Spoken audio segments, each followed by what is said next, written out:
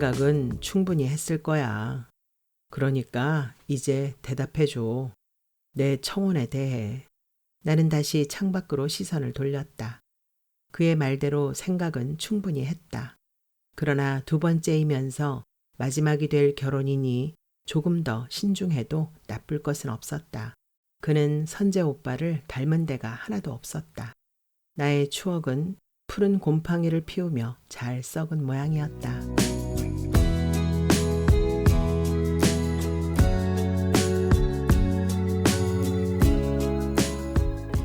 괜찮은 한정식 집. 조혜경. 근처에 괜찮은 한정식 집이 있어. 호젓한 산길을 벗어나자 차의 속도를 약간 늦추며 그가 말했다. 저녁은 좀 이르지 않나? 내가 대답했다. 오른쪽 차창으로 자그마한 호텔이 나타났다 사라졌다. 배가 고프다기보다 그가 더듬거렸다. 중요한 이야기를 할 장소로 그는 아마도 음식점을 생각하는 모양이었다. 누가 머리 허연 중늙은이 아니랄까봐.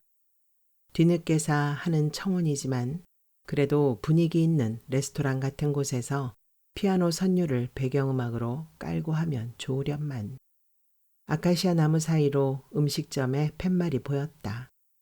차가 팻말을 끼고 돌자 곧바로 커다란 한정식 집이 나타났다. 주차장에는 몇 대의 승용차가 서 있었다. 내려요. 차 안에 멍하니 앉아있던 나를 그가 불렀다. 음식점은 고풍스런 한식 가옥을 개조한 모양이었다. 나는 천천히 차에서 내렸다. 흰 셔츠를 입은 젊은이가 차를 안쪽으로 뺐다. 돛돌에 오르다 왼쪽으로 시선을 돌린 나는 뜨락 한쪽 구석에 있는 작은 연못에 잠시 눈길을 주었다. 연못가에는 난 종류의 화초가 싱싱한 녹색을 띠고 둘러 있었다. 뭐해? 신발을 벗고 마루에 오른 그가 다시 불렀다. 그의 옆에는 앞치마를 두른 아가씨가 손을 얌전히 모으고 서 있었다. 나는 돛돌에 구두를 벗고 마루로 올라섰다. 큼지막한 방을 두어 개 지나 손님이 없는 자그마한 방으로 두 사람은 안내되었다. 한쪽이 시원스레 유리창으로 트인 방이었다. 나는 다시 창밖을 바라보다가 자리에 앉았다. 분위기가 그럴듯하지? 두리번거리는 내게 동의를 구하듯 그가 물어왔다. 나는 고개를 끄덕였다. 여기 고기가 연해. 일전에 위원회 사람들이랑 왔었는데 괜찮더라고. 그래요? 아가씨가 인사를 하고 뒷걸음질로 방을 나가자 그는 천천히 물수건으로 손을 닦았다. 그러고는 눈에 힘을 빼고 나를 바라보았다. 그는 이 자리에서 나에게 정식으로 청혼을 할 것이다. 그의 딸이 출가하면 둘이 합치기로 했는데 드디어 마땅한 사윗감이 생긴 것이었다. 옛날엔 여기가 유명한 요정이었지. 정계 재계 거물들이 드나들던. 요정? 나의 목소리가 다소 컸던지 그는 조심스레 몸을 앞으로 숙이고 속삭였다. 말하자면 밀실 정치의 요람이랄까. 청와대를 끼고 있는 동네니. 어디선가 사그락거리는 한복자락 소리가 들리는 듯 하였다. 유리창 밖으론 뒤뜰이 보이고 그 건너에 별채가 서 있었다. 별채는 새로 지은 듯 했다. 여기가 맘에 안 드나 보네. 그의 말에 나는 창밖에 빼앗겼던 시선을 그에게로 향했다. 아니, 요정이라니까 갑자기 옛날 생각이 나서 그래요. 왜? 나는 대답하지 않고 시선을 창밖으로 돌렸다. 그러나 뒤뜰은 더 이상 눈에 들어오지 않았다. 다른 곳에서 기억의 회로가 열렸다. 옛날에 같이 유치원을 다녔던 친구가 나중에 들으니 요정에 나간다는 소리를 들은 적이 있어요. 유치원? 당신이 유치원에? 집이 잘 살았나 보네. 그땐 좀 살았죠. 나는 비sit 웃었다. 그 친구가 이 요정에 다녔단 말이야? 여긴 아닐 거예요. 그런 친구도 있고 재밌군. 친구는 아니고 잠시 한 동네에 살았는데 엄청 예뻤던 것만 기억나요. 그래서 그렇게 풀렸나? 유난히 예쁘고 노래도 잘 불렀던 그 애는 엄마의 자존심을 상하게 하는 동네 공주였다. 극성맞기로 엄마와 동네에서 쌍벽을 이루는 그의 엄마는 아이를 방송국의 어린이 합창단에까지 진출시키더니 한동안은 아역배우가 되네 어쩌네 하고 동네를 떠들썩하게 했었다. 만약 그 집이 이사를 가지 않았다면 나의 초등학교 시절은 엄마들의 대리전으로 피 튀겼을 터였다. 음식이 나왔다. 12가지도 넘는 반찬과 회, 찌개가 상 하나 가득 차렸다. 그러나 나는 다시 시선을 벽 쪽으로 향했다. 벽은 요즘 유행하는 예스런 한지로 도배되어 있었는데 원목으로 짜맞춘 미닫이 문은 색이 너무 밝아서 전체적으로 고가의 느낌을 주는 푸락한 분위기와 맞지 않았다. 새로 단장을 했나 봐. 나는 벽을 뚫어져라 바라보며 말했다. 얼마 전까진 갈빗집을 했었다는군. 근데 요즘 누가 그렇게 고기를 먹나? 한정식 집이 낫지. 배가 안 고파도 좀 먹어야지. 술이 없어서 그래? 그는 아가씨를 부를 참이었다. 생각도 없이 나는 그가 하는 대로 놔두었다. 맥주가 오고 그가 잔을 채웠다. 음식점을 들어서면서부터 약간 부자연스러워진 나의 행동거지를 그는 오늘 얘기하기로 되어 있는 결혼 문제 때문에 내가 지레 긴장한 타점으로 여기는 모양이었다. 곧 그는 나의 두 번째 남편이 될 것이었다. 어째서 이 집이 한정식 집이 되었죠? 목소리가 턱없이 갈라져 나왔기 때문에 나는 맥주를 한 모금 들이켰다. 시대가 바뀌어서 그렇지 뭐. 누가 요새 방석집에서 정치를 하나? 강남 있는 룸살롱에서 하겠지. 그게 뭐 그리 안타깝냐는 듯 그가 웃었다. 친구 생각이 나서 그래? 그래서 일자리를 잃었을까 봐? 친구 하지 말아요. 얼굴도 생각 안 나. 그 아이의 얼굴이 생각나지 않는다는 건 사실이었다. 앨범에 남아있는 몇 장의 사진만이 그 시절이 있었음을 증명할 뿐이다. 그럼에도 불구하고 한 발짝만 마음속으로 들어서서 눈을 감으면 반세기쯤 전에 어느 화사한 봄날이 막막에 어린다. 그 아이가 방송국에 담임네, 영화 감독을 만났네 하는 소리가 동네 골목을 시끄럽게 하면 엄마는 있는 힘껏 콧방귀를 뀌었다. 생긴 거 하나 반드르르 하다고 벌써부터 어린 것을 그렇게 내돌리고 쥐뿔도 없는 집에서 그 뒷감당을 어찌하려고. 엄마가 질투심을 누르는 대목은 그 아이의 예쁜 얼굴이 아니라 천골이라는 것이었다. 앞만 봐도 인물이 그만 못한 딸과 비교하자니 들춰낼 건 그 어린 나이에 있을 법하지 않은 품격 같은 거였다. 넌 외탁을 해서 귀티가 있어. 여자란 예쁘고 안 예쁘고 보담은 어딘가 귀하게 보이는 데가 있어야 해. 외갓집의 선영이를 보렴. 예뻐도 그렇게 고운 데가 있어야지. 엄마가 모눈을 뜨고 담장 너머로 날려 보내던 넋두리는 그 아이네가 멀리 이사를 가고 나서도 한참 이어졌었다. 그리고 한 세월 흐른 후 그 집에 사업이 기운다는 소식이 들리고 또 한 세월이 흐른 후 그 아이가 술집으로 빠졌다는 소식이 들렸을 때 엄마는 자신의 선견지명에 스스로 감복했었다. 그땐 내가 버젓이 대학에 다니고 있던 때라 엄마의 자존심은 이미 회복하고도 남는 상태였다. 그때 외갓집은 한 정거장쯤 떨어진 곳에 있었는데 동갑내기 사촌간이면서도 같은 초등학교를 다니던 선영이 때문에 나의 외갓집 나들이는 잦은 편이었다. 외갓집은 동네에서 가장 큰 집이었다. 엄청 큰 기와집에 앞뒤로 잘 가꾼 정원이 있고 뒤뜰엔 삼각형의 그네까지 있었다. 나는 그런 집을 외가로 둔 게 친구들 사이에서 늘상 자랑이었고 가끔은 친구들을 데리고 놀러가 구경시키기도 했다. 선영이 위로는 오빠가 둘 있는데 굳이 엄마의 자랑이 아니라도 그 사촌들의 인물은 매우 출중한 편이었다. 특히 맞이이면서 집안의 장손인 선재 오빠는 번듯하게 생긴 외모에 당시 명문인 K중학교에 다니고 있어 집 안팎으로 자랑거리였다. 엄마가 나와 남동생을 과외까지 시켜가며 닥달한 건 어떡하든 오빠가 다니는 학교와 비슷한 곳에라도 들여보내고 싶어서였다. 그러나 선재 오빠 밑에 선기와 선영의 학교 성적은 신통치 않았다. 특히 선영은 뽀얀 살결에 곱상한 외모 말고는 도무지 특징이라고는 없어 어른들의 후한 눈에나 얌전하게 보일 정도이고 멀리서 바라보는 남학생들 애만 태울 뿐이었다. 선재 오빠는 그러한 선영일 잘 윽박질렀다. 엄마가 바라는 K여중은 아니지만 인류라 할 수 있는 중학교에 들어간 나를 오빠가 특히 예뻐한 건 멍청하고 곱상하기만 한 선영에 대한 불만 때문이었다. 중학교에 들어가서 책도 많이 읽고 사색적인 소녀가 된 나는 제법 오빠의 말상대가 되곤 했다.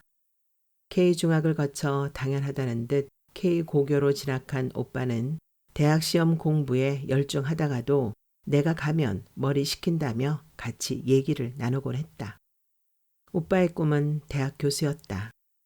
꿈이라기보다는 집안에서 구체적으로 계획을 잡아놓고 있는 현실로 대학을 나와 유학을 갔다 오면 친척 중에 누군가가 경영하는 대학에 자리를 마련한다는 것이었다. 공부도 잘하고 멋지게 생긴 오빠는 나는 물론 선영의 친구들과 내 친구들에게 동경의 대상이었다. 나는 오빠의 관심을 차지하기 위해 더욱 책을 많이 읽고 멋을 부렸다. 그 후 오빠는 역시 당연하다는 듯 명문대에 합격을 했고 학교에 다니다가 군에 입대하여 가끔 휴가를 오는 것 같았다. 그 즈음엔 내가 대학 입시에 몰두하여 휴가를 나온 오빠를 만나는 것도 힘들었다. 내가 대학생이 되고 오빠가 군에서 제대할 즈음 외삼촌의 사업이 급격히 기울기 시작했다. 그때 외삼촌은 시골의 선산 근처에 금을 채굴하는 광산을 가지고 있었는데 어찌된 일인지 금은 몇 년째 안 나오고 들어간 사업 자금이 바닥나기 시작한 모양이었다. 집안에서는 외삼촌이 크게 사기당했다는 소리가 나오기도 했고 남은 건 살고 있는 집 한 채뿐이라는 소리도 쉬쉬하며 돌아다녔다. 집이 가까운데도 별로 출입을 안 하던 오빠가 우리 집에 가끔 들르는 일이 그 즈음에 있었다. 나중에 엄마가 걸핏하면 생색을 내던 선재 등록금 대주는 일과 관계 있을 터였다. 좋지 않은 일은 혼자 오지 않는다더니 사업이 기울면서 급작스레 건강이 나빠진 외삼촌은 얼마 안 있어 새벽 산책길에 쓰러져 돌아가셨다. 기울어진 가세로 외갓집은 진정 초상집 분위기였다. 상주 노릇을 하는 오빠의 표정은 장례 내내 어둡기 짝이 없었다. 그러나 그러한 어두운 표정조차도 내 눈엔 우수의 그림자가 가득 드리운 청년의 멋스러움으로 보였다. 초상 내내 집안의 여자들은 모두 부엌과 마당에 나뉘어 하루 종일 음식을 해댔다. 외숙모는 기진하였는지 윗방에 누워있는 시간이 많았다. 워낙 말이 없고 조용한 편이라 있어도 있는 것 같지 않지만 초상이라도 마땅히 치러야 할 안주인의 거동을 외숙모는 거의 안 하고 있는 것 같았다. 슬픔이 지나쳐서 그런 모양이라고 나는 추측했고 어른들도 그렇게 여기는 분위기였다. 그런데 내 의문을 불러 일으키는 것은 엄마의 씩씩한 노동이었다. 외삼촌이 운명한 날 방 한쪽에서 한참을 울고 난 엄마는 그 다음 날부터는 하얀 상복에 허리를 질끈 잡아묶고 다른 집안 여자들과 함께 부엌에서 하루 종일 일을 하는 것이었다. 어찌 보면 들어놓은 외숙모를 대신해서 집안일을 씩씩하게 치러내고 있는 것 같았지만 생각해보니 제사 때나 다른 집안 일에도 엄마는 늘상 부엌에서 살았던 것 같다. 그건 외할머니가 살아계셨을 때도 마찬가지였다. 온화하다가도 앞뒤 경우를 따질 땐 엄격했던 외할머니 때문에 엄마는 게으른 딸 노릇을 할 수 없었는지도 모른다. 성격 또한 괄괄한 데가 있어서 항상 한복자락으로 대청마루를 쓸고 다니던 조용한 외숙모와는 딴판이었다. 그러나 핏줄을, 그것도 하나밖에 없는 친정부치를 잃은 슬픔으로 치면 결코 가벼운 것은 아닐진데 엄마는 씩씩해 보일 정도로 부엌일에 열심인 거였다. 물론 장례라는 것이 뜻밖의 악상이 아닌 다음에야 손님 치레에 바쁜 건 다른 잔치나 진배 없음을 모를 나이이긴 했다. 외삼촌의 장례를 기점으로 오빠네 살림은 조금씩 기울었다. 부자가 망해도 3년 일하는데 오빠네는 뼈대에 걸맞는 재력은 없는 모양이었다. 문중의 도움으로 집은 남의 손에 넘어가지 않고 보존할 수 있었으나 아직 대학 재학 중인 선재와 선기 오빠, 그리고 모양이나마 재수를 한다고 학원에 다니는 선영이의 뒷바라지에 힘이 붙이는 모양이었다. 오빠가 엄마의 도움으로 등록금을 냈던 때도 그때였다. 그 후 오빠는 과외 선생으로 생활비를 벌어들이기 시작했다. 내가 대학에 간 후 외갓집 나들이는 더욱 뜸해졌다. 2차까지 떨어져 재수하고 있는 선영이와 어느새 서먹해져 있어서였다.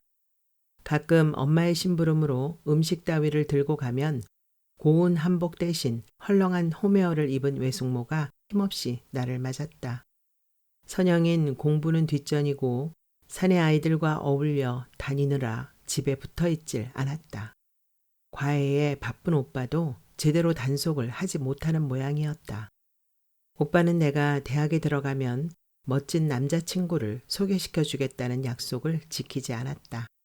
아예 나를 잊어버린 듯 했다. 그 대신 나는 미팅이나 데이트 상대를 오빠와 견주는 버릇이 있었다. 그러나 오빠와 비슷한 사람은 많지 않았다. 외할아버지가 직접 하셨다는 정원의 연못은 말라 있었다. 한때는 알록달록한 금붕어들이 논일고 근처 논에서 떠온 개구리밥이 파르스름하게 떠돌던 곳이었다. 나는 그 말라붙은 연못바닥을 내려다보며 외갓집의 쇠락을 예감했다. 외갓집의 가세가 기울어 가는 것과는 달리 우리 집은 나날이 형편이 좋아지는 편이었다. 인부들을 데리고 신축하는 건물의 내장을 맡아 공사하는 일을 했던 아버지는 일 수완을 인정받아 점점 큰 규모의 사업을 하게 되었다. 우리 남매를 낳고 키웠던 집을 팔고 큰 집을 사서 이사했다. 그러고는 기왕에 건축하는 아버지의 기술이 아니더라도 사람과 돈을 마음껏 써서 집을 번듯하게 꾸몄다. 외갓집과는 한참 먼 곳이었다. 새로 지은 집을 보러 외숙모가 오빠와 함께 온 날, 한낮이었는데도 엄마는 집안 곳곳에 불을 켜놓았다. 그렇잖아도 좀 번쩍거리는 느낌이 드는 실크 벽지가 더욱 천박스럽게 느껴져서 민망했다. 외숙모가 입고 온 겨자색 명주 한복은 이제 한물 간 것이었지만 그 위로 흐르는 품이 있는 윤기만큼은 실크 벽지에 될 것이 아니었다. 그러나 엄마는 새로 장만한 살림을 자랑하느라 이런 느닷없는 비교까지 알아낼 요량이 없어 보였다. 언니도 이제 그 집 팔고 이쪽으로 나와요. 그 낡은 기와집에서 평생을 살았으니 지겨울 만도 한데 안 그러우? 엄마는 새로 산 영국제 커피잔에 커피를 듬뿍 타 외숙모 앞으로 디밀며 말했다. 글쎄, 덩치가 커서 쉽게 팔려야지. 외숙모는 특유의 조용한 미소를 지으며 담담히 대답했다. 그러나 무심한 듯 흘리는 덩치라는 말에는 쉽게 넘보지 못할 자부심이 단단히 자리 잡고 있었다. 덩치만 크면 뭐하우? 요즘 누가 건물값 쳐주나? 땅값이나 받는 거지. 나는 옆에서 묵묵히 과일을 씹는 오빠를 힐끗 바라보았다. 오빠는 초점 없는 눈길로 세상에서 가장 맛없는 과일을 먹는다는 듯한 표정을 짓고 있었다. 이제 대학을 졸업하고 유수한 기업체에 취직했지만 이미 기울어진 가세를 혼자 힘으로 일으키기 힘들다는 것을 그는 잘 알고 있었다. 얼마 전 엄마가 둘째 성기 오빠의 등록금까지 고모가 돼서 몰라라 할 수 없어 운운하며 건네준 것도 양쪽 집에서 다 알고 있는 사실이었다. 오빠, 내 방 구경할래? 나는 억지로 오빠를 일으켜 2층으로 끌고 올라갔다. 2층의 내 방은 비교적 단조롭게 꾸며져 있었다. 책상과 침대 그리고 옷장 하나가 전부였다. 꾸미는데 취미가 없는 성격 탓이었다. 깨끗하구나. 오빠는 비로소 가벼운 미소를 띄었다. 그런데 침대 옆에 놓인 낡은 반다지에 오빠의 눈길이 가 멎었다. 그것은 엄마가 시집 올 때 외가에서 가지고 온 것으로 누가 쓰던 것인지 모를 만큼 오래된 것이었다. 호리병 경첩이 화사한 느낌을 주는 그 참나무 반다지는 내내 안방에 놓여 있다가 새로 이사 오면서 광에 처박아 두려는 것을 내가 2층으로 끌어올린 것이었다.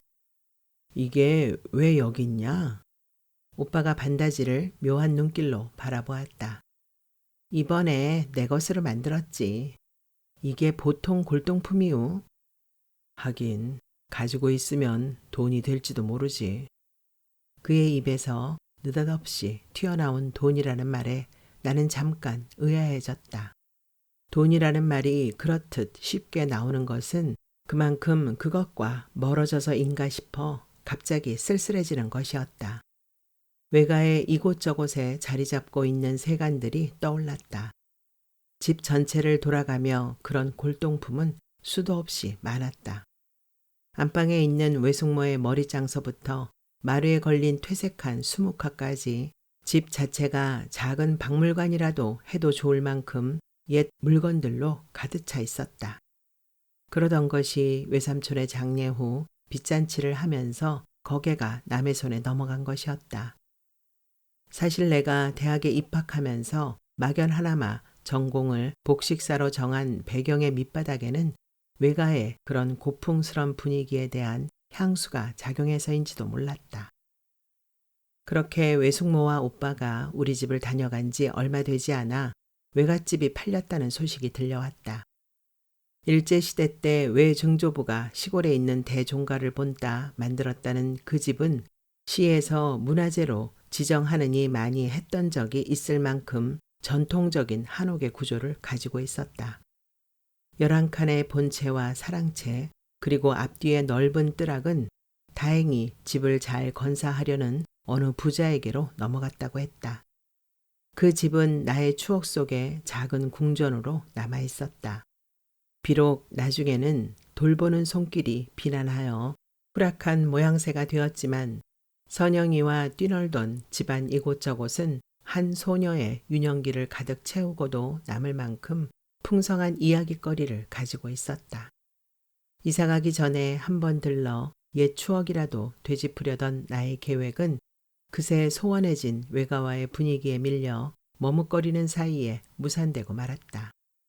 이상하게도 엄마는 별로 서운해하지 않았다. 엄마로 말하면 친정이 남의 손에 넘어가는 것인데도 어딘지 속 시원해하는 기색마저 있었다. 그 무렵 말이 오가던 선재 오빠의 혼사가 하나 있는 고모인 자신을 제쳐두고 진행되는 것에 섭섭해서였을까. 나보다도 더 추억이 깃들었을 그 집에 엄마는 아무 미련이 없어 보였다. 집을 파는 것만큼이나 빨리 진행된 오빠의 혼사 또한 어딘지 주인공이 빠진 채 진행되는 연극 한마당처럼 엉성한 데가 있어 보였다. 중매로 선을 봤다는 소리를 들은 지가 엊그제 같은데 약혼식도 없이 결혼 날짜를 잡은 게 두어 달 만이었다. 오빠가 신부 자리를 인사시키러 우리 집에 데리고 왔을 때 나는 기왕에 하고 있던 실망을 더 단단히 했다. 인물로 보나 학벌, 집안이 모두 기우는 상대여서가 아니었다. 비록 돈이 많은 집 딸이라고는 하지만 처음 본 순간 신부 자리가 오빠와는 전혀 어울리지 않는 분위기여서였다. 내가 상상해온 오빠의 색식감은 품위 있고 우아한 여인이어야 했다. 오빠의 혼사를 기점으로 외가와의 사이는 더욱 멀어졌다. 명절이 되어도 만나는 일이 드물고 집안에 조경사나 있어야 얼굴을 보는 정도였다. 엄마를 통해 들은 얘기로는 둘째 선기 오빠가 취직도 못하고 집에서 뒹군다는 것과 역시 빈둥대는 선영이와 올케 사이가 무척 나빠 외숙모가 골머리를 앓는다는 것이었다. 엄마는 어쩐지 남보다 더 고소한 얼굴을 지었다. 맏며느리 자리가 어떤 건데 어디 그런 뼈대 없는 집안에서 데리고 와서. 엄마는 예단으로 여우 목도리를 받았을 때와는 달리 말끝마다 뼈대를 찾으며 사골 끓이는 소리를 냈다. 졸업과 동시에 대기업 기획실에 스카웃된 오빠 덕에 이제는 형편이 좀 나아졌다고는 하나 외가는 한 번 자빠진 궁핍에서 그리 빨리 일어서지 못하고 있었다. 그런 친정애를 가려면 이것저것 신경 써야 마땅한데도 엄마는 별로 그러는 것 같지 않았다. 없어도 있는 척하는 성격이니 있는 걸 없는 척하기가 더욱 어렵기는 하겠지만 친정 나들이에서까지 그러는 건 알 수가 없었다. 대학원에서 복식사를 공부하면서 조교로 있던 나는 교수가 중매한 남자와 결혼을 했다. 오빠와 같은 대학 출신인 그는 독일로 유학을 떠나게 되어 있었다. 어차피 서양 복식사 연구를 위해 외국에 한번 나갔다 와야 했던 내게 그와의 결혼은 자연스러운 수순으로 보였다. 주위에서는 입을 모아 그걸 인연이라고 불렀다. 나는 그와 함께 독일로 갔고 거기서 아이를 낳아 키우며 서양 복식사를 공부했다. 그때 완성한 바로크 복식에 관한 논문은 국내 학계에서 좋은 평을 듣기도 했다. 몇 년 뒤 중매장이 교수를 통해 학교로부터 전임 강사 자리를 제의받고는 남편보다 먼저 귀국했다. 그동안 오빠는 회사에서 무난히 승진을 거듭하여 젊은 나이에 이사 대우 부장이 되어 있었고 집안 형편도 나아져 강남의 커다란 아파트에 살고 있었다. 귀국 인사로 엄마와 함께 오빠네 아파트를 찾았을 때 외숙모만 혼자서 우리를 맞았다. 오빠는 퇴근 전이었고 올케는 외출했다고 했다. 외숙모는 여전히 조신하고 기품 있는 자세로 늙어가고 있었다. 이따 저녁 먹고 가. 아범도 일찍 퇴근한다고 했어. 애미는 식전에 들어올 거고. 우리가 오는 걸 알긴 알아요. 엄마가 입을 삐죽대며 말했다. 그럼 교수 동생 보러 일찍 온다고 했어. 오빠는 테니스 가방을 든 올케와 나란히 집에 들어섰다. 퇴근길에 들러 같이 왔다고 했다. 공부만 해서 그런지 아직도 처녀 같네. 올케는 이렇다 저렇다 내색 없이 그 말만 던지고 옷을 갈아입으러 안방으로 들어갔다. 오빠는 소파에 내 곁에 앉았다. 축하한다. 교수 된 거. 반갑게 부여잡지는 않아도 악수 정도는 할 줄 알았는데 그는 그렇게만 말했다. 나는 쑥스럽게 웃었다. 전임이에요. 아직 멀었지 뭐. 어쨌든 자리는 잡아놓았으니 언젠가는 될 거 아냐. 자리 잡기는 좀 쉽냐. 그는 이제 40줄에 들어선 작년에 원숙함을 지닌 남자가 되어 있었고 그 모습은 나의 기억을 하나도 배반하지 않은 채였다. 결혼하자마자 배부터 나오는 남편과의 이국 생활 속에서 간간히 연정처럼 떠오르던 그였다. 그러나 역시 그건 겉보기에 지나지 않는 것이었을까. 이야기가 길어질수록 그는 먼 기억들로부터 하나하나 배반하고 있었다. 내 연정의 기원이 되었던 그 소녀는 어디로 간 것일까? 그는 요즘 한국에서 돈을 벌 수 있는 건 주식뿐이라던가 아이의 교육을 위한다면 강남으로 이사를 해야 한다는 설교를 늘어놓았다. 오랜만에 만난 사촌 동생에게 중화 요리를 시켜주는 거야. 집에 안주인 요량이라 그렇다 해도 교수가 된 것을 하루아침에 벼락 출세한 사람 취급한다든가 하는 건 예전 오빠의 성품은 아니었다. 그는 나의 입신을 되도록 평가절하하고 싶어하는 사람처럼 보였다. 나는 선영이 때문이 아닌가 했다. 그 아이의 얘기는 감추듯 언뜻 삐져나오곤 했는데 선영이는 결혼에 실패하고 혼자 호프집을 하고 있다고 했다. 아직도 직장을 들락거리며 백수 신세를 면치 못하는 성기 오빠의 얘기 또한 오빠의 기분을 삐딱하게 만드는 원인 중에 하나인 것 같았다. 시켜온 요리의 접시가 비어갈 즈음에 나는 다른 한 가지 사실을 기억해냈다. 그건 오빠의 꿈이 교수였다는 거였다. 어째서 그걸 전혀 생각하지 못했는지 절로 머리가 쳐졌다. 결국 나는 오빠가 점 찍은 땅을 사버린 고약한 사촌에 지나지 않는 것이었다.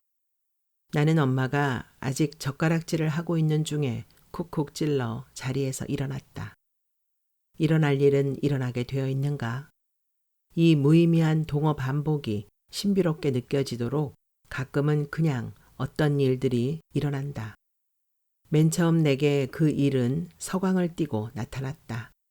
빛이라고 다 서광은 아닌데 말이다. 일상적인 전화통화 중에 엄마의 이야기는 뭐 특별할 것도 없다는 투였다. 글쎄 그 위로 고속도로가 지나가서 묘를 이장해야 한다는구나. 무슨 묘인데요? 왜 있잖니 13대조 할아버지한테 시집왔다는 그 옹주 말이야. 성질 더러웠다는 그 할망구 말이다. 외할머니가 전설처럼 들려주었던 그 옹주는 영조의 수많은 딸들 중에 하나로 성질이 몹시 사나웠다고 했다. 문화재 관리국에서 연락이 와서 선제도 내려간다더구나. 문화재라는 말에 나의 귀가 번쩍 뛰었다. 묘를 이장한다면 많은 유물이 나올 것이고 부장품 중에는 옷도 있을 것이었다. 물론 도굴이 되어 텅 비어 있을 가능성이 크지만 그래도 복식사를 연구하는 사람으로서 그 출토 현장에 그것도 후손의 자격으로 함께 할 수 있다는 것은 보통의 의미가 아니라는 생각이 든 것이다. 그런데 다른 한편으론 왜 오빠가 내게 연락을 하지 않았을까 하는 의문이 고개를 들었다. 보통 사람의 머리로도 문화재와 복식은 그리 어려울 게 없는 연결고리가 아닌가. 오빠가 나를 떠올리지 않았다는 건 이해할 수가 없었다. 고의적인 유기의 느낌이 들었고 그것은 몹시 불길했다. 그러나 흥분한 나는 불길한 느낌을 다른 것으로 해석했다. 사촌이 산 땅에 걸음까지 줄 수는 없다는 거겠지. 그즈음 나는 이혼을 한 직후여서 그 일은 적잖이 신선한 자극으로 다가왔다. 나보다 2년 더 독일에 있다가 귀국할 때 남편은 혼자가 아니었다. 그와 같은 물리학을 전공하는 대학 후배로 그의 논문 정리를 돕느라 퀼른의 우리 아파트를 드나들던 예쁘장한 유학생과 아마도 나의 귀국 후에 가까워진 모양이었다. 두 가지 측면에서 나는 큰 충격을 받았다.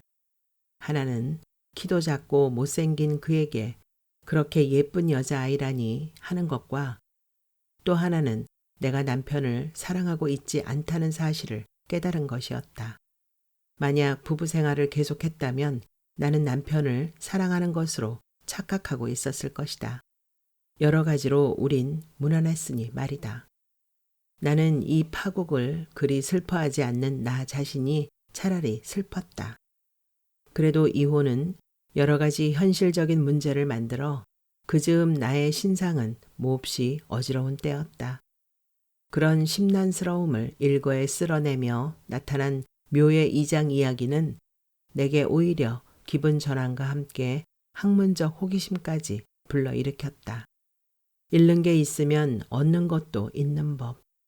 어떻게 보면 공부 때문에 희생된 결혼 생활을 보상하는 것 역시 그쪽 길이 아닌가 하는 생각까지 들었다.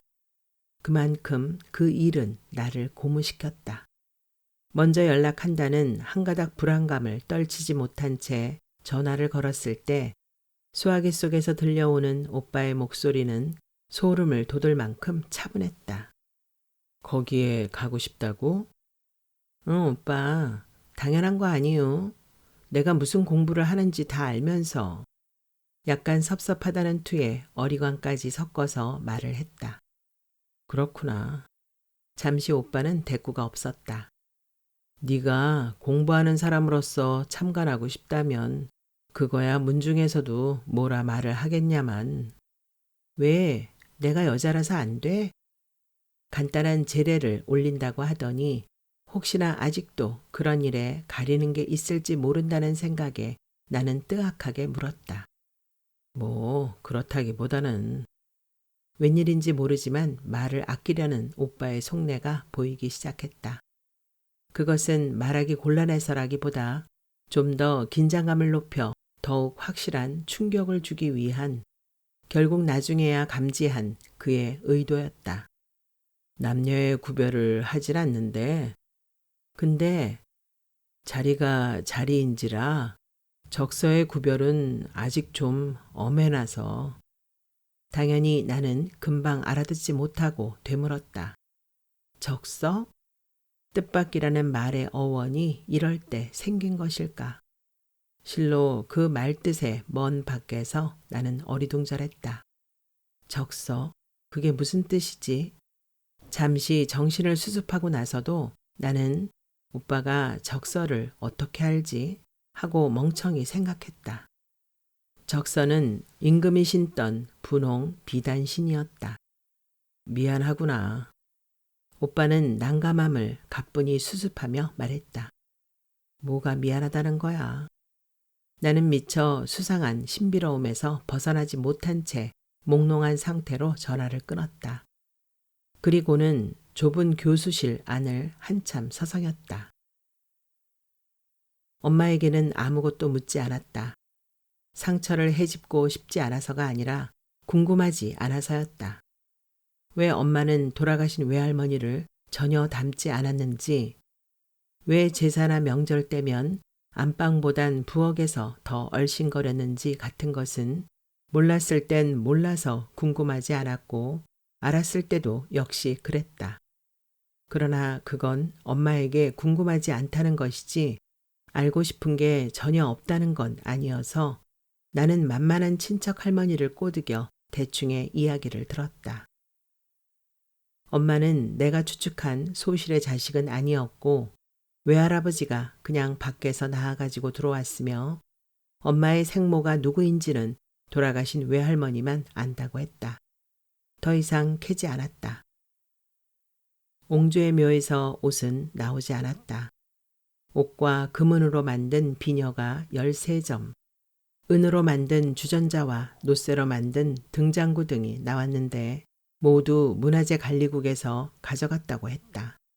시신은 몇백 년이 지났는데도 깨끗이 부패하지 못한 상태로 아랫부분이 물에 잠겨 있어 일하던 인부들을 기절초풍하게 만들었는데 모인 어른들은 하나같이 이로 인해 후손이 번창하지 못하고 기운이 쇠한 게 아닌가라며 이제라도 이장하게 되어 다행이라고 입을 모았다고 했다. 그 얘기를 전해 들으니 실로 반쯤 물에 잠겨 깨끗이 썩지도 못할 것은 그 집안에 대한 나의 추억인 것 같았다. 삽으로 퍼내 옮길 수만 있다면 같이 이장이라도 하고 싶었다. 그러나 딴에는 추억에 대해 관대할 필요가 있었다. 결국 그것도 나를 키운 것 아닌가. 한때는 탁구대와 선영이의 그네가 있던 뒤뜰은 지금 작은 정원으로 꾸며져 있었다. 그곳을 내다보고 있는 나의 표정이 어두웠던지 그가 걱정스레 말했다. 그렇게 심각한 얼굴을 하면 내가 어떻게 청혼을 하지? 딴에는 재미있게 말문을 연다고 한 것인데 나는 미처 그의 말을 알아듣지 못하고 중얼거렸다. 한정식 집이라. 그는 깜짝 놀라 주위를 둘러보았다. 왜 여기가 마음에 안 들어? 그제사 얼굴을 돌려 그를 바라보았다. 그는 장소를 잘못 골랐다는 후회를 하고 있는 표정이었다. 아니요, 아주 마음에 들어요. 진작에 한번 와볼 걸. 그렇게 마음에 들어? 그는 썩 만족한 미소를 띠며 나를 바라보았다.